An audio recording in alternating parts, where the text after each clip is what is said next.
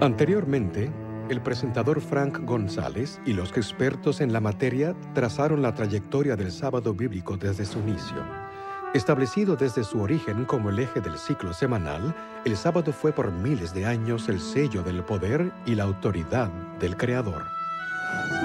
Los 10 mandamientos, principios fundamentales de la vida, hacen del sábado del séptimo día parte de la ley divina. Mientras Cristo estaba en la tierra, la controversia y la discusión campearon sobre la manera apropiada de guardar el sábado. Los judíos eran muy legalistas en guardar el sábado, no se podía hacer nada. Al sanar al hombre de la mano seca, Jesús mostró el verdadero espíritu del sábado. Rechazó las reglas rabínicas. Guardó el sábado conforme a las antiguas escrituras hebreas, que hoy llamamos el Antiguo Testamento. Jesús no quebrantó el sábado de los 10 mandamientos, sino que hizo nulo las costumbres y tradiciones de los hombres. ¿Dónde, pues, y cuándo comenzaron los cristianos a observar un día distinto de culto? La primera ley que obligó a la gente a celebrar y descansar en el domingo fue la ley promulgada por el emperador Constantino en el año 321. A pesar de la popularidad de la adoración al sol y las leyes dominicales de los emperadores, muchos cristianos siguieron adorando en el séptimo día, sábado. De hecho, fueron minoría las iglesias que abandonaron el sábado. Y ahora, continuemos con la tercera parte de la historia del conflicto sabático, en la parte tercera, titulado Un santuario en el tiempo.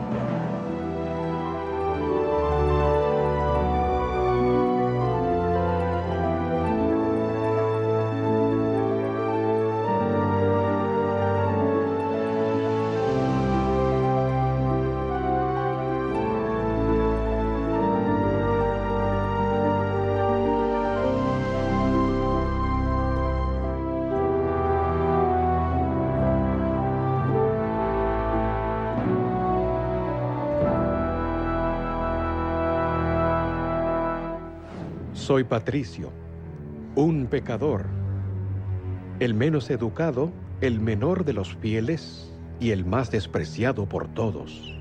Mi padre era Calpornicus, diácono, hijo de Potitus, el sacerdote de la villa de Benavent, Tarbuniae, donde tenía una finca, y allí me tomaron cautivo.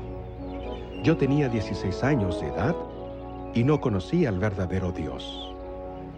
Me llevaron cautivo a Irlanda, junto a miles, y merecidamente, porque nos habíamos apartado de Dios y no guardábamos sus mandamientos. Esta es una copia de la Confesión de San Patricio, el testimonio de un hombre a menudo considerado como el irlandés más famoso de la historia. Pero los mitos y leyendas oscurecen su verdadera identidad. Era un gran misionero de Irlanda que hacía milagros. ¿Fue él quien hizo salir de la isla Esmeralda a las serpientes? ¿Quién fue en realidad San Patricio? Bienvenidos a la tercera parte de Un santuario en el tiempo. Hoy presentaremos el San Patricio histórico, un hombre muy distinto del Patricio de las leyendas y la tradición. En el proceso veremos nuevos aspectos del prolongado esfuerzo por reemplazar el sábado bíblico por el domingo como día universal de adoración. Patricio nació hacia fines del siglo IV en una cultura cristiana celta. Su religión era muy diferente del cristianismo latino o romano que se estaba imponiendo en otras partes de la Europa occidental. No sabemos quiénes fueron los primeros cristianos celtas, ni quién les habrá presentado el cristianismo. Ni siquiera estamos seguros cuándo empezó todo. Pero lo que sí sabemos es que ellos creyeron basados en los escritos de Patricio y de otros. Y lo que creían estaba basado en su entendimiento de las escrituras. Contrariamente a los teólogos de la cristiandad romana, quienes acudían a las enseñanzas de la Iglesia y los concilios, los celtas recalcaban la Biblia. Esta lealtad a la Biblia era lo que separaba a los cristianos celtas de la comunidad mayoritaria formada por los cristianos romanos. Por cuanto la Biblia era el fundamento de su fe, Les era difícil aceptar la autoridad de la Iglesia romana. Es que la Iglesia celta se desarrolló fuera del alcance de la influencia romana. Tenía sus raíces en la Iglesia que guardaba el sábado, la cual comenzó con Jesús y sus apóstoles en el primer siglo. Tomando en cuenta cómo los celtas recibieron el cristianismo, sabemos que ellos eran creyentes firmes en las Escrituras. Se esforzaban en hacer lo que la Biblia les decía. Asimismo, sabemos que ellos conocieron el cristianismo antes de que la observancia del domingo entrara en boga. No hay ninguna indicación en las obras de Patricio de que él aceptara las enseñanzas de los padres de iglesia ni los cánones de concilios. Él acudía únicamente a las escrituras en las cuales basar su creencia, práctica y enseñanza. Esta era, pues, la religión de Patricio, basada en la Biblia, fiel a sus enseñanzas y obediente a sus mandamientos. Esa era la religión que habría de llevar a los habitantes de Irlanda.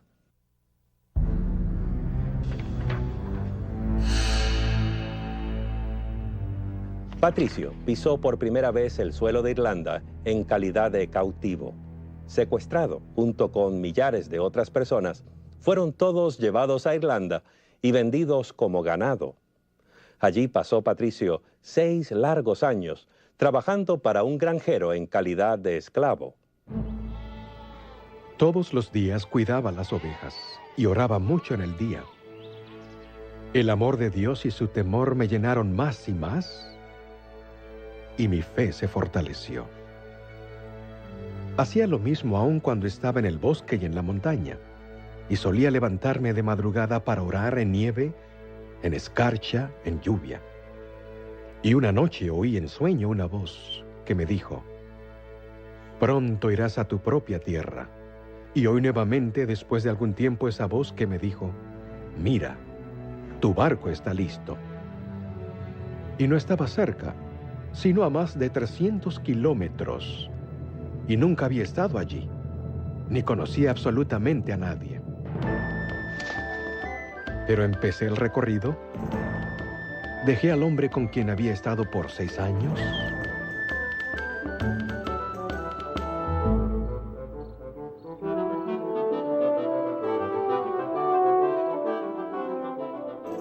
fui en la fortaleza de Dios, quien dirigió mi camino hacia el bien, y no sentía temor alguno hasta que llegué al barco. Patricio siempre creyó que su escape de Irlanda fue dirigido por una mano divina. Su propio pueblo lo recibió de nuevo, rogándole que nunca los volviera a dejar. Pero el plan de Dios para la vida de Patricio no se iba a cumplir en su propia tierra. En la noche vi en visión a un hombre llamado Victoricus, como si hubiera venido de Irlanda trayendo muchísimas cartas, y me dio una de ellas. Y leí las primeras palabras de esa carta diciendo: «La voz del irlandés». Y mientras leía la carta, creí oír muchas voces en ese mismo momento, clamando a una sola voz: «Te pedimos, muchacho, ven y anda entre nosotros una vez más». Respondiendo a los ruegos del pueblo irlandés, Patricio volvió a Irlanda. Allí su carrera como predicador y maestro hizo que eventualmente se le considerara santo y lo colocó entre las filas de los misioneros cristianos mejor conocidos del mundo. Pero hay algo que no es tan bien conocido acerca de él. San Patricio guardaba el sábado, 7º día. De hecho, su reposo sabático se volvió legendario.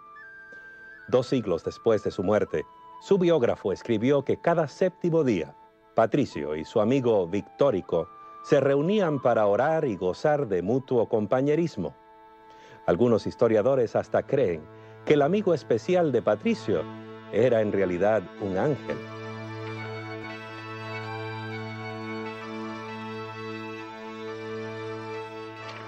No tenemos que depender solo de los escritos o experiencias de Patricio para conocer la historia de la observancia del 7º día en Irlanda.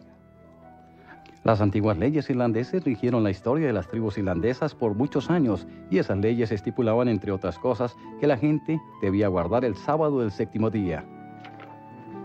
Parece haber sido costumbre en las iglesias celtas de la antigüedad guardar el sábado judío, como un día cuando no se trabajaba. Observaban el cuarto mandamiento literalmente en el séptimo día de la semana. A medida que crecía la influencia de la religión romana, iba afectando gradualmente las prácticas sabáticas de algunos cristianos celtas en las Islas Británicas. Ya a comienzos del siglo VI, no era raro que los creyentes celtas guardaran tanto el sábado como el domingo en calidad de días santos. Así sucedía en los tiempos de un irlandés llamado Columba, el sucesor espiritual de Patricio. Columba se había graduado en una de las escuelas establecidas por Patricio. Nacido en una familia de la nobleza, en torno al año 521, cedió su derecho al trono de Irlanda y se dedicó a una vocación más elevada. Columba estableció su empresa misionera en la rocosa isla de Iona. Él y 12 amigos llegaron a ese remoto lugar navegando desde la costa occidental de Escocia en pequeños botes redondos hechos con cueros de animales. Allí en Iona, Columba fundó una escuela de misioneros cuyos alumnos llevaron el mensaje cristiano al territorio escocés y lo esparcieron por toda la Gran Bretaña. En su doctrina, Columba se mantuvo fiel a sus raíces cristianas celtas. Guardó el sábado, séptimo día, como el día de reposo. Si bien se guardaba el domingo en honor de la resurrección de Cristo, Columba les enseñó a sus discípulos a guardar el sábado como igualmente sagrado. Sus instrucciones respecto a la observancia del sábado eran que sus seguidores debían salir a las márgenes de la isla Lona, meditar en la creación, leer las Escrituras y alimentarse espiritualmente en ese santo día. Columba y sus misioneros plantaron firmemente la religión cristiana en Escocia, y esa religión incluía la observancia del sábado. Sus conversos resistieron la creciente influencia de Roma, donde se promovía el domingo como el día de culto. Columba murió el año 597, pero sus creencias perduraron por siglos en la religión de los escoceses.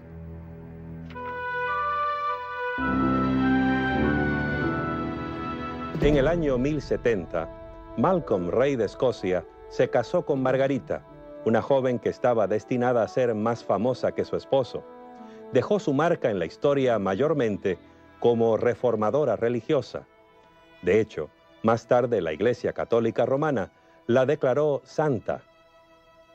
Sabemos que Margarita creció en el palacio de los piadosos reyes de Hungría, quienes eran muy católicos, y desde la edad de 7 u 8 años ella vivió en el palacio de Eduardo, el confesor de Inglaterra, quien era también muy pío y devoto católico. En la corte inglesa, Margarita vivió bajo la influencia de los monjes benedictinos de Canterbury. Cuando las condiciones políticas hicieron que su familia no se sintiera bienvenida en Inglaterra, se trasladaron a Escocia, donde el rey se fijó en Margarita. Parece que Margarita pensaba hacerse monja. Según un informe, no quería casarse con Malcolm, rey de los escoceses, porque ella quería consagrarse a sí misma para ser, como ella misma decía, la novia de Cristo. El biógrafo de Margarita nos dice que ella en su niñez era muy dedicada a la iglesia y tenía interés en hacerse religiosa. Pero cuando fue a Escocia y conoció a Malcolm, este le pidió la mano para casarse, pero según su biógrafo, ella se resistía a aceptarlo y solo consintió a pedido de sus familiares. Y porque pensó que Dios le estaba dando una oportunidad para difundir su palabra en el reino de Escocia. Margarita consideraba que la corte escocesa era un tanto cruda y falta de refinamiento, de modo que decidió cambiar las cosas. Le hizo muy mala impresión la forma como los escoceses practicaban su religión. Muchos seguían aún las doctrinas y tradiciones que Columba había llevado desde Irlanda, casi 5 siglos antes. Había un aspecto de la religión popular que molestaba especialmente a la nueva reina. Cuando había llegado a Primera Escocia, ella no estaba contenta con la observancia del domingo. Se enteró de que la gente seglar se ocupaba en realizar trabajos domésticos en domingo. Ellos habrían asistido a la iglesia primero, pero después se ocupaban en sus quehaceres diarios, y eso era algo que ella quería evitar. La reina insistía en la observancia única y estricta del día del Señor, domingo. La gente y el clero obedecían, pero sin dejar por completo su reverencia por el sábado.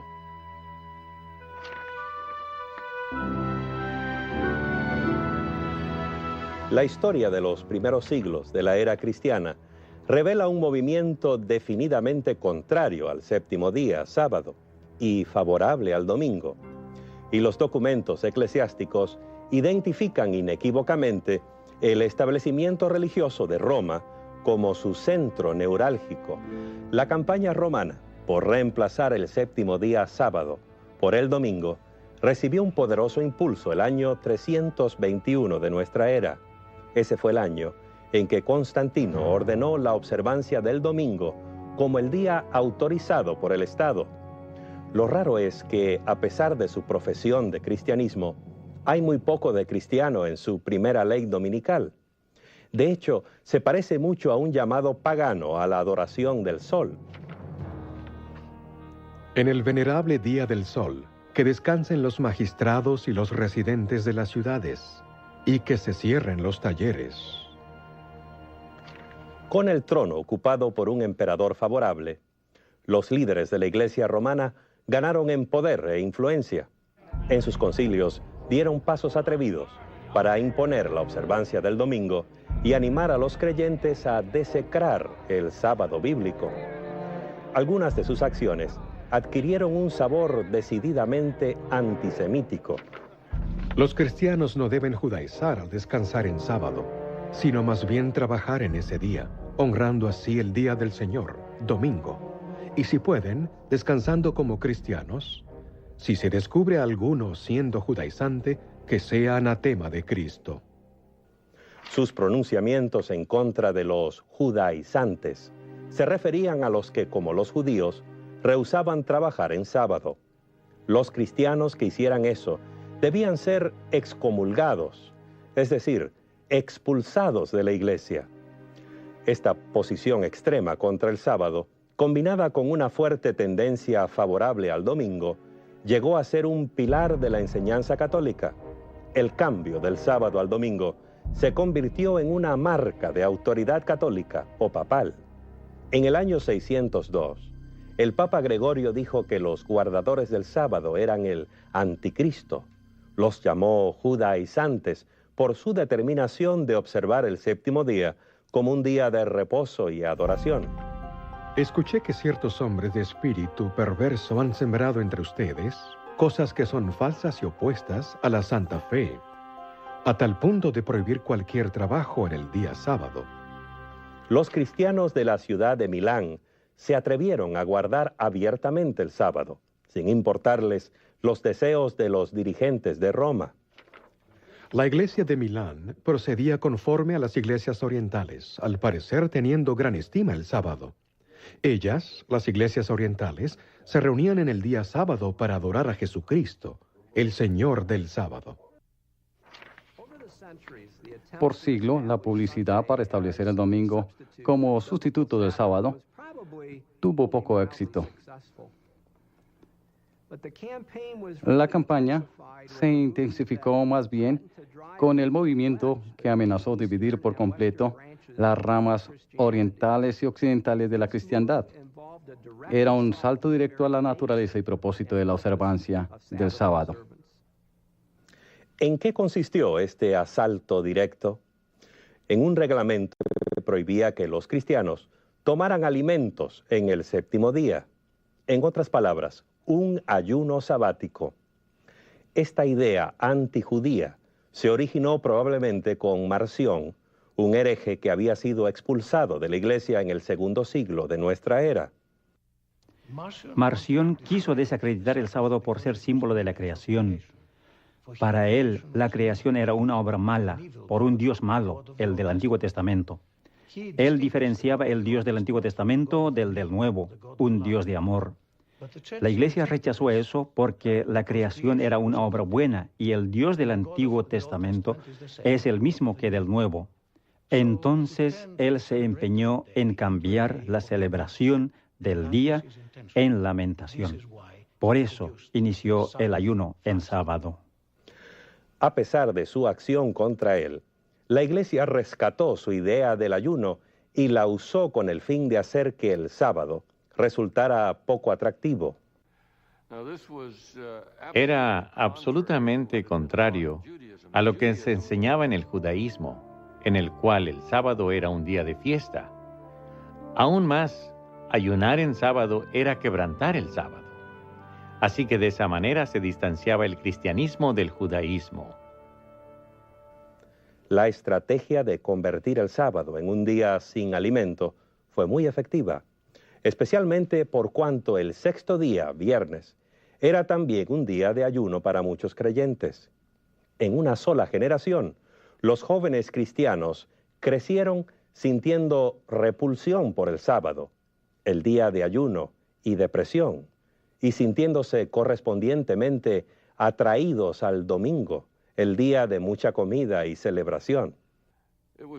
Fue la Iglesia romana que estableció el ayuno en sábado y la celebración en domingo. De hecho, en el siglo IV, el Papa Silvestre dijo que eso era bueno hacerlo, en desprecio a los judíos. Si los cristianos observan cada domingo alegremente debido a la resurrección, entonces debido a la sepultura, cada sábado debiera ser tenido para execrar a los judíos. En otras palabras, a los cristianos se les enseñó a ayunar el sábado como expresión de su desprecio por los judíos, al punto de ser dicho ayuno una maldición representada contra ellos. Pero aún esta estrategia específica contra el sábado no logró sino un éxito parcial. Prominentes dirigentes de la Iglesia se opusieron a ella. Hipólito, un obispo del tercer siglo, sentía que era un grave error. Inclusive algunos hoy piden que se ayune en sábado, lo cual Cristo no ha dicho, deshonrando así el Evangelio de Cristo. Hay incluso informes de que Agustín, uno de los padres de la Iglesia romana de mayor influencia, salió en defensa de miembros que no guardaban el ayuno sabático. Los dirigentes en Roma lograron finalmente imponer el ayuno en sábado a sus seguidores en el mundo cristiano occidental. Pero no se puede decir lo mismo de los del Oriente, donde la influencia ortodoxa era muy fuerte. Los cristianos orientales se resistieron, cuya noción del sábado era completamente diferente. El ayuno en sábado no hace ningún sentido a los ortodoxos porque el sábado es un día que marca dos grandes acontecimientos, la culminación de la creación y la de redención. Así que el sábado es un día de doble celebración y jamás podría ser asociado con ayuno y lamento.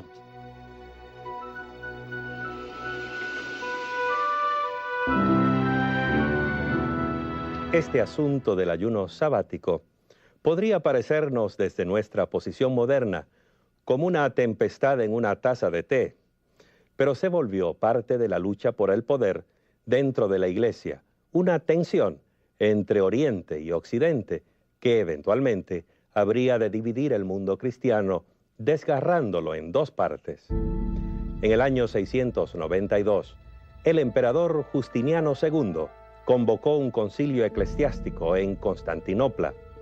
La reunión es conocida como el Concilio de Trullo, nombrado así por el palacio donde se reunían los obispos. Esta sería la gran oportunidad para que la Iglesia oriental le asestara un golpe a la creciente influencia del Papa Católico de Roma.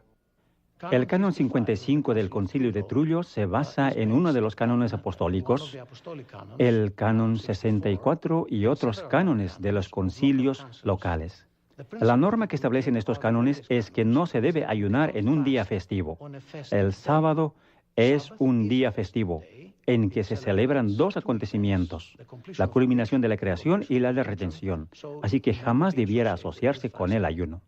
Esos obispos podían escribir 1.000.000 de leyes, pero todo eso no sería más que papel entintado si no contaba con la aprobación unánime de los más altos oficiales de la Iglesia.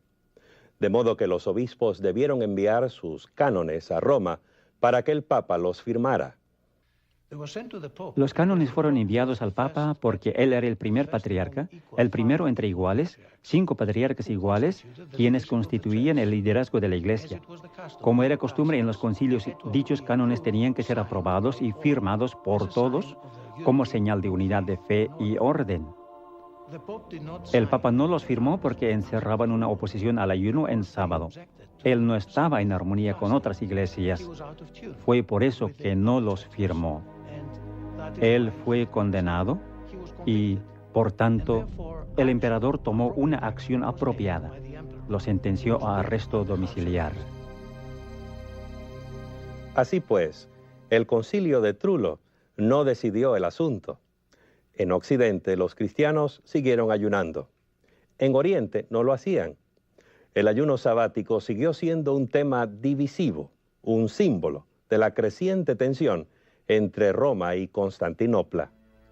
En el año 867, Focio, patriarca de Constantinopla y el principal rival del Papa por el poder en el mundo cristiano, invitó a sus colegas orientales a otro concilio eclesiástico. Durante el concilio, acusó a toda la Iglesia occidental de ser culpable de herejía en 8 puntos. El cisma Fotien entre Constantinopla y Roma giró sobre varias cuestiones. El principal asunto fue el conflicto sobre el sábado, según los documentos primarios que relatan este conflicto. Mediante el fraude y artificio, ellos procuraron desviar a la gente de la fe pura de la cristiandad para corromperlos con sus errores.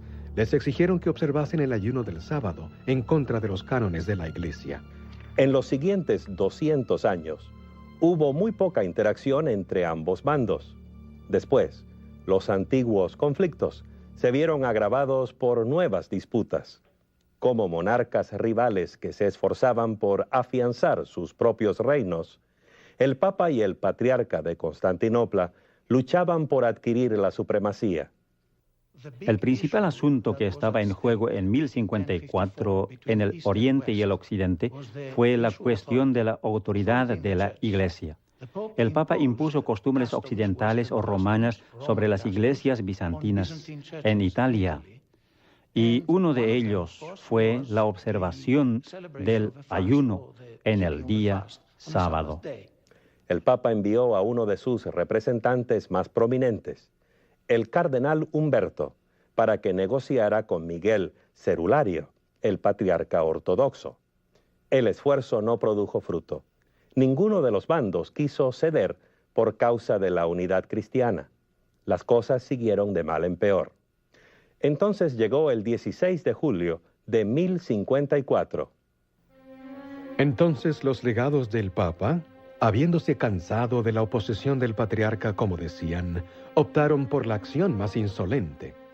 En el 16 de julio, ellos se metieron a la iglesia de Hagia Sofía, y mientras los clérigos se preparaban para el servicio sabático de la 3ª hora del día, colocaron la bula de excomunión en el altar principal a la vista de los clérigos y presentes. Saliendo de allí, ellos aún sacudieron el polvo de sus pies, como un testimonio contra ellos, exclamando: que Dios vea y juzgue.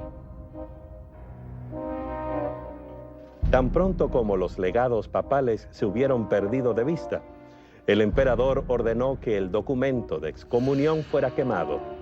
Miguel Cerulario convocó entonces otro concilio, el cual expidió su propia excomunión contra la Iglesia Latina. Así pues, los excomulgados excomulgaron a los excomulgadores.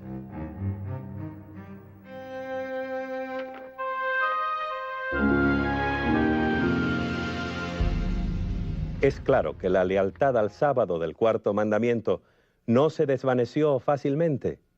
Los esfuerzos de la Iglesia romana por promover el domingo como alternativa continuaron. un subterfugio novedoso. Tomó la forma de una carta, la cual supuestamente había venido directamente del cielo.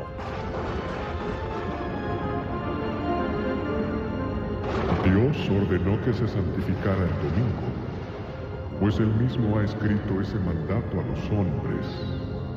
No sea que hagan un trabajo servil en domingo. La misma carta afirma haber sido escrita por Jesús. Dice que apareció sobre el altar de San Pedro en Roma, descubierta por un sacerdote que oficiaba la misa, quien se asustó mucho por eso. Una carta del cielo. Pensemos en eso.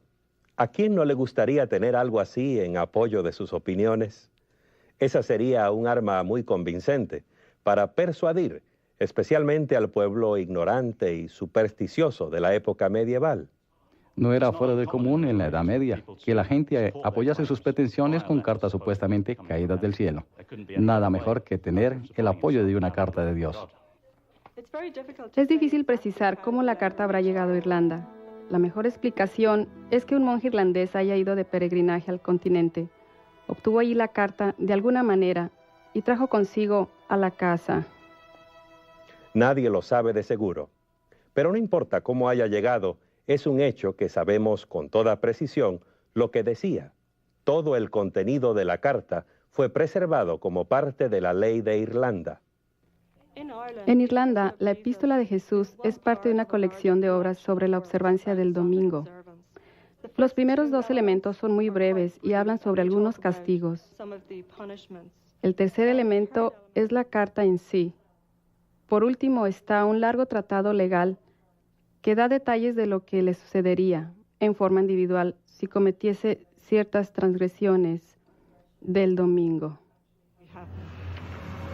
Cualquier plaga o desgracia que ha caído en el mundo se debe a la transgresión del domingo.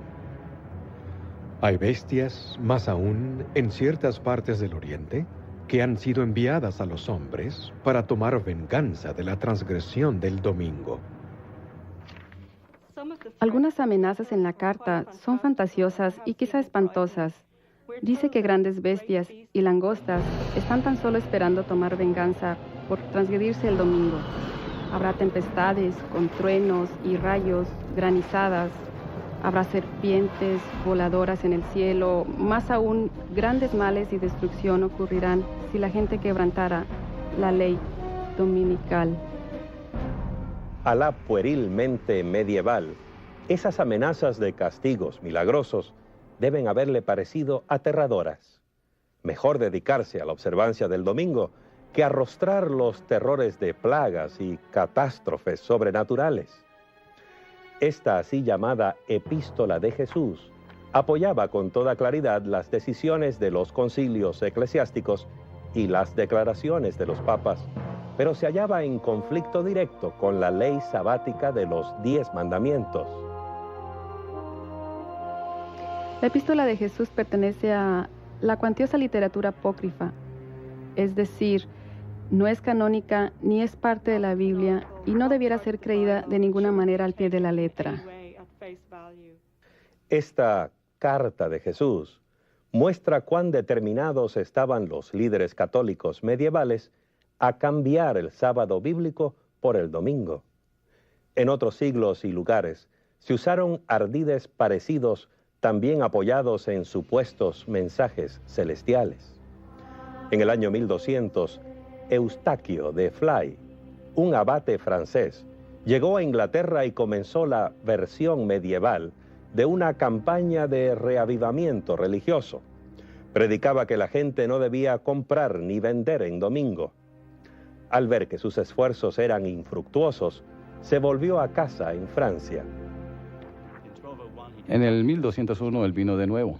Esta vez estaba unido con una carta supuestamente enviada del cielo y dejada sobre el altar de San Simeón en Jerusalén, en la cual se decía que Dios mismo iba a castigar a aquellos que trabajaran o compraran y vendieran en domingo. La tentativa de hacer cumplir la abstinencia de trabajar en domingo continuó durante la Edad Media a través de concilios eclesiásticos, órdenes, papeles, ley canónica y juzgados. Y el hecho de que se intentó continuamente hacer cumplir esa ley significa que no se cumplía.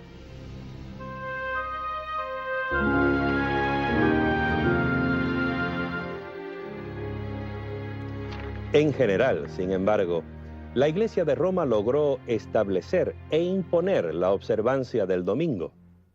Después de todo, los reyes y emperadores reinaban bajo la autorización del Papa y tenían la obligación de hacer cumplir las leyes eclesiásticas. Además, excepto en unas pocas regiones, la Iglesia controlaba el acceso a las Sagradas Escrituras. El ciudadano común dependía casi exclusivamente del sacerdote para el estudio y la comprensión de la Biblia y sus enseñanzas. Hubo lugares remotos donde las escrituras se mantuvieron en el lenguaje de la gente, y en esos lugares hubo grupos muy valientes que se resistieron ante la autoridad de la Iglesia y siguieron guardando el sábado del séptimo día. En las montañas del norte de España y de Italia y en el sur de Francia hay grupos íntegros de individuos que son legendarios por su resistencia al poder de Roma. Gente como los albigenses, los catari, los pasagini y los waldenses. Informes provenientes de esa época nos dicen que entre esos grupos había muchos que observaban el séptimo día, sábado. Los oponentes acusaban a los cátaros y algunos de los valdenses de enseñar que los cristianos debían guardar al pie de la letra la ley de Moisés. Los pasaginos guardaban el sábado porque creían que existía aún antes del Decálogo. Hay un informe del siglo XII del grupo Catari. 4 hombres y una niña, quienes, mientras viajaban por Collonges, en Francia, fueron capturados y quemados en la hoguera por no asistir a la iglesia en domingo, día del Señor. La combinación de la Iglesia y el Estado tenía el poder de imponer su voluntad, aún por la fuerza de las armas. No vacilaba en usar la persecución y la coerción contra los disidentes. Apareció entonces en escena Juan Wycliffe. Ahora, el mundo cristiano nunca volvería a ser como antes.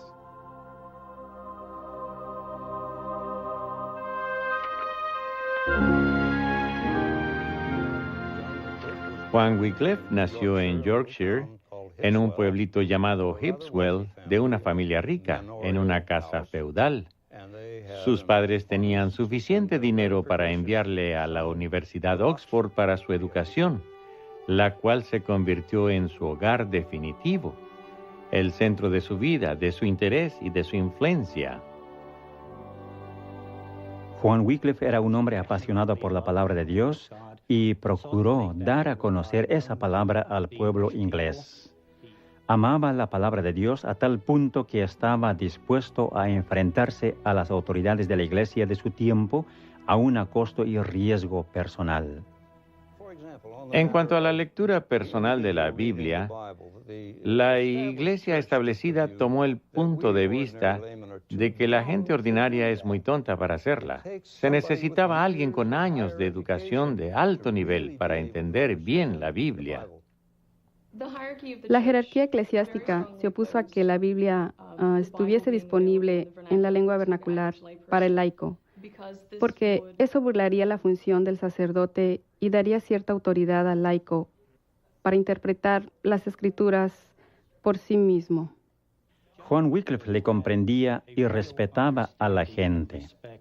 En su tiempo, toda instrucción y enseñanzas religiosas se impartía a través de la iglesia instituida.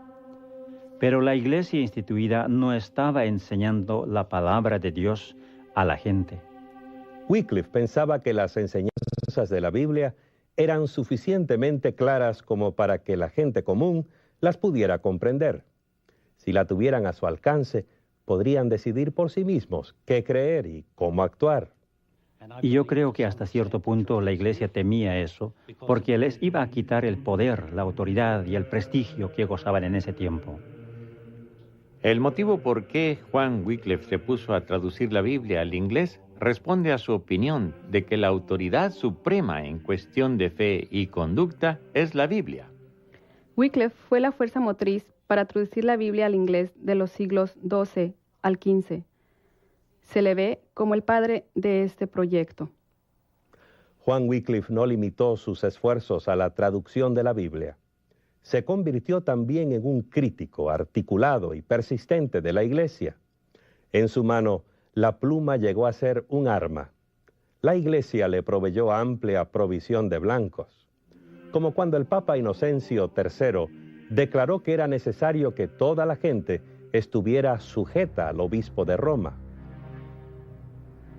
Wycliffe sintió que la autoridad papal, primero que nada, no tenía base en las Escrituras. En segundo lugar, le pareció que estaba corrompida. Había distorsionado el Evangelio. Había añadido muchas instituciones humanas, al parecer con el objetivo de reunir fondos para Roma. Y él se opuso a esa corrupción general del sistema papal. A Wycliffe le pareció que el Papa estaba haciendo la obra del Anticristo. Wycliffe era visto por sus oponentes desde dos ángulos distintos. Por un lado, creo que él era muy admirado, pues era profesor de teología y de filosofía en la Universidad de Oxford y el teólogo más conocido de su tiempo. Por otro lado, le veían como alguien peligroso. La posición de la Iglesia Católica Romana hacia Wycliffe fue que él era el mayor hereje de todos esos tiempos, porque él atacaba a la Iglesia muy enérgicamente como el Anticristo.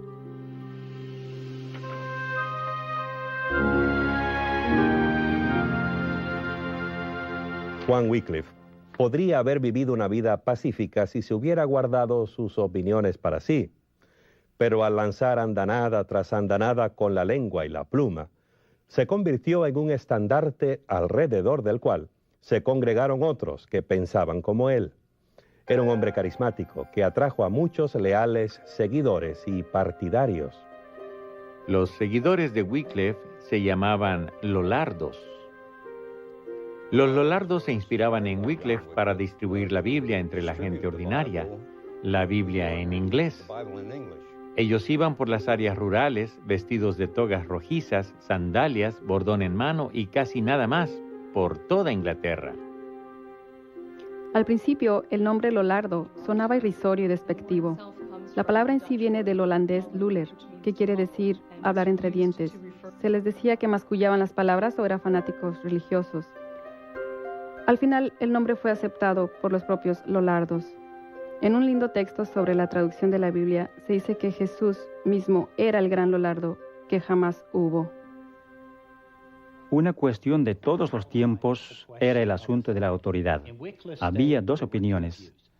La Iglesia decía que la autoridad radicaba en ella porque era infalible y que Dios la había dado dicha autoridad. Por otro lado, los Lollardos creían que Dios era la máxima autoridad a través de las Escrituras. Con el tiempo, el movimiento Lollardo se fue a la clandestinidad y al pietismo. Lo que quiero decir con esto es que estudiaban la Biblia con carácter literal, procuraban aplicarla a sus pensamientos y a sus vidas de tal manera que estuvieran en armonía con las Escrituras. Algunos Lollardos se convirtieron en sabadistas, afirmando que el culto debía hacerse en el séptimo día, conforme a las Escrituras, porque creían en la interpretación literal de la Biblia. En realidad, la única manera como sabemos de los Lollardos como guardadores del sábado es por medio de las actas tribunales. Por ejemplo, tenemos el informe de una persona llevada a la corte, Juan Seño, juzgado en 1402 por practicar sus creencias sabadistas. Su declaración fue que continuaría haciéndolo hasta que alguien le comprobara con las Escrituras de que él estuviera en error. Con esa visión de las Sagradas Escrituras, no es de extrañar que entre esos Lollardos hubiera quienes guardaran el sábado. Fueron los precursores de muchos que volverían a descubrir el sábado durante la Reforma Protestante.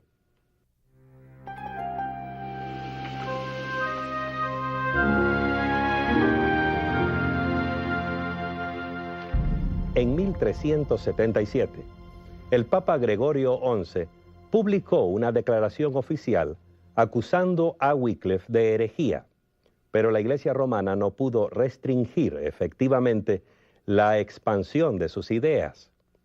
Eran demasiado poderosas, demasiado convincentes. Una vez que llegaron a los centros educacionales de Europa, no hubo forma de detenerlas. Las enseñanzas de Wycliffe inspiraron ideas revolucionarias en las mentes de los primeros reformadores protestantes. Por eso los historiadores han llamado a Wycliffe la estrella matutina de la Reforma.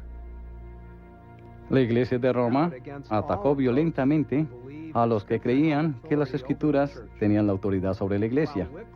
Wycliffe murió de causa natural, pero muchos de sus seguidores no tuvieron esa suerte. Se desencadenó una severa persecución en forma efectiva, porque la Iglesia y el gobierno inglés mantenían entre sí una estrecha relación. En los últimos siglos de la Edad Media, la relación Iglesia y Estado era casi íntima. Ambas instituciones se llevaban muy bien. En gran parte, los eclesiásticos más antiguos, los obispos de la Iglesia inglesa, administraban el Estado a favor del rey.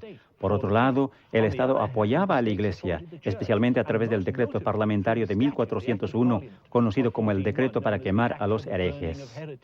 De esta manera, el Estado retribuía el favor a la Iglesia y mantenía su posición exclusiva sobre los herejes minoritarios conocidos como lollardos. A pesar de la oposición proveniente de la confederación que formaron la Iglesia y el Estado, las ideas de Juan Wycliffe se arraigaron en el corazón de muchos en Inglaterra, incluso algunos miembros pudientes de la nobleza. Juan Oldcastle era uno de los nobles que tomó interés en los puntos de vista de Wycliffe. Colaboró de varias maneras, por ejemplo, con dinero y predicando él mismo los postulados de Wycliffe.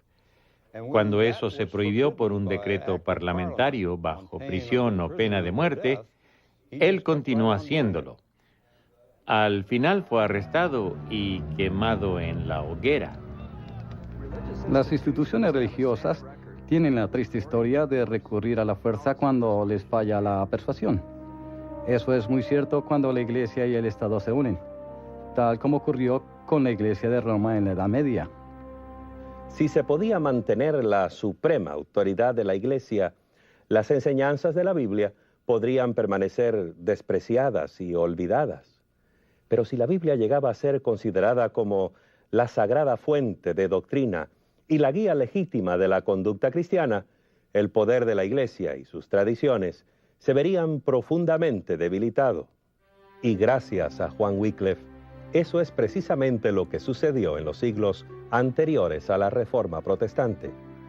A medida que crecía el conocimiento de la Biblia, aumentaba también la comprensión renovada del plan de Dios para la humanidad, como lo revela el Decálogo.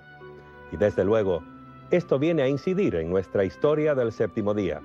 Una vez que la Biblia estuvo disponible en el idioma de la gente común, se estableció el escenario para el redescubrimiento del sábado bíblico. Y esa es la historia que contaremos cuando volvamos trayendo la parte número 4 de Un santuario en el tiempo.